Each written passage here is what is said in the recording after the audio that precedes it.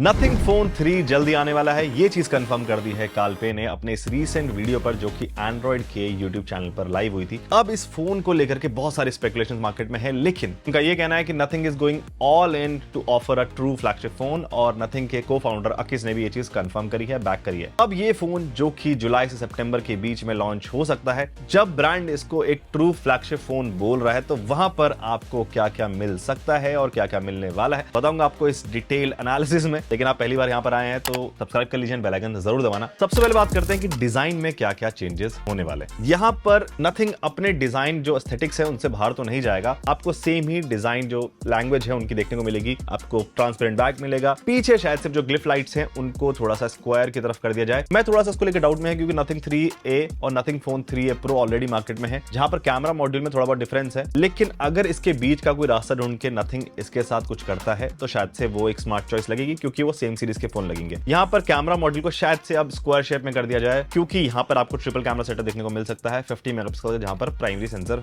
होगा। बट कुछ रेंडर्स ये सजेस्ट करते हैं कि शायद से ये कैमरा मॉड्यूल एक पिल शेप में हो सकता है, जैसे कि हमने नथिंग फोन 2 में देखा था जहां पर वो वर्टिकल था, और शायद से अब हॉरिजॉन्टल भी हो सकता है। और बहुत सारे रेंडर्ड इमेजेस जो लास्ट ईयर लाइव हुए थे अब वो वापस से सरफेस हो रहे हैं, तो अभी बहुत क्लैरिटी नहीं है डिजाइन को लेकर के। बट हाँ, डिजाइन को लेकर के बैक आपको ट्रांसपेरेंट मिलने वाली है, ग्लिफ इंटरफेस अभी भी होगा, और साथ ही में क्योंकि ब्रांड कह रहा है कि यहां पर वो प्रीमियम मटेरियल्स का इस्तेमाल किया जाएगा, तो आपको कंफर्म्ड है कि आपको मेटल फ्रेम मिलेगा, फ्रंट में भी आपको अच्छी प्रोटेक्शन मिल जाएगी। अब क्योंकि नथिंग इसको अपना फ्लैगशिप और कैटेगरी का फ्लैगशिप भी बोल रहा है, तो यहां पर मैं मान के चल रहा हूं कि यहां पर एटलीस्ट IP68 रेटिंग तो होनी ही चाहिए। इससे नीचे इस बजट में आप उसे जस्टिफाई नहीं कर पाओगे। दूसरी चीज है कि यहां पर आपको डिस्प्ले कौन सी मिलने वाली है। डिस्प्ले के मामले में एक 6.77 इंचेस की LTPO पैनल AMOLED डिस्प्ले हो सकती है, 120 हर्ट्ज का रिफ्रेश रेट होगा, अराउंड 3000 निट्स जो है ब्रांड यहां पर क्लेम कर सकती है, अच्छी ब्राइटनेस से डिस्प्ले ऑफर कर पाएगी। और नथिंग के डिस्प्ले के साथ एज सच कोई प्रॉब्लम नहीं होती है, और क्योंकि फ्लैगशिप फोन है तो उन्हें यहां पर एक अच्छा डिस्प्ले देना ही पड़ेगा। अब बात करते हैं परफॉर्मेंस की, तो यहां पर नथिंग को बहुत कुछ देना पड़ेगा, क्योंकि ये एक ट्रू फ्लैगशिप फोन क्लेम कर रहे हैं इस फोन को खुद के लिए। तो यहां पर माना जा रहा है कि यहां पर या तो 8S Gen 4 हो सकता है या फिर स्नैपड्रैगन 8 Elite हो सकता है, क्योंकि हम देख रहे हैं कि इस प्राइस कैटेगरी के जो कि शायद से 65,000 रुपए के आसपास का कोई फोन है, वहां पर 8 Elite दिया जा सकता है, जैसे कि आपको OnePlus 13 में देखने को मिल जाता है। दूसरी चीज है कि आपको UFS 4.0 स्टोरेज मिल जाएगी, LPDDR5X रैम मिल जाएगी, एक फ्लैगशिप हार्डवेयर सेटअप यहां पर डेफिनेटली आपको देखने को मिलेगा। कुछ और फीचर्स की बात करें तो आपको 5000 mAh की बैटरी मिल सकती है, कुछ रूमर्स बोलते हैं कि 5300 mAh मिल सकती है, 50 वॉट की आपको वायर्ड चार्जिंग मिल सकती है, अराउंड 20 वॉट की वायरलेस चार्जिंग मिल सकती है। ये कुछ रूमर्स हैं, और ये फीचर्स आपको डेफिनेटली नथिंग फोन 3 में देखने को मिलेंगे, क्योंकि एक फ्लैगशिप फोन होने वाला है, top the line hardware definitely उनको यहां पर देना ही पड़ेगा। यहां पर आपको बेसिक AI फीचर जो आपको ऑलमोस्ट सभी फोन में मिल जाते हैं वो देखने को मिल जाएंगे, लेकिन नथिंग ने इस साल एक नया फीचर ऐड किया है जो कि है एसेंशियल स्पेस। अब ये एक AI असिस्टेंट की तरह काम करता है, जैसे कि हमने नथिंग फोन 3A में देखा है, 3A प्रो में देखा है, और CMF फोन 2 में भी देख चुके हैं। एसेंशियल की भी आपको साथ में मिल जाती है,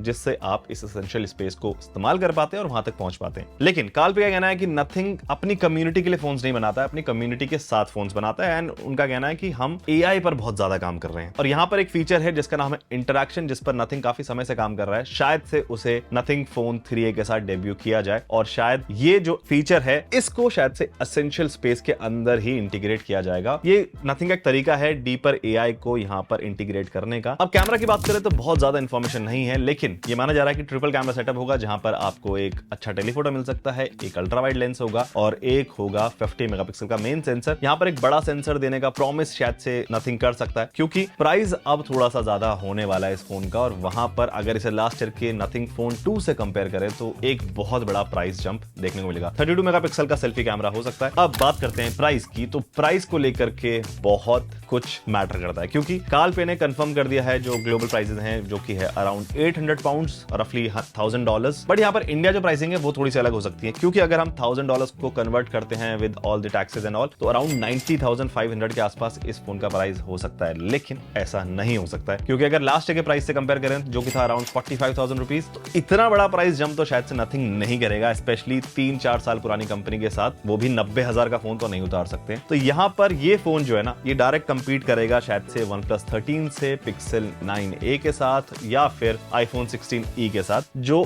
इससे अंदर के प्राइस पॉइंट पर आते हैं, मतलब कि 65,000 के अंदर आते हैं। बट मेरा सवाल यह है कि क्या आप 65,000 रुपीज नथिंग फोन 3 पर स्पेंड करोगे? क्या आप इसका वेट कर रहे हो? मुझे कमेंट जरूर बताना। इस वीडियो को लाइक एंड शेयर करें, चैनल को सब्सक्राइब करें। मेरा नाम है गोविंद, आप मुझे देखते हैं जागरण हाईटेक पर। मैं मिलूंगा आपसे अगले वीडियो में।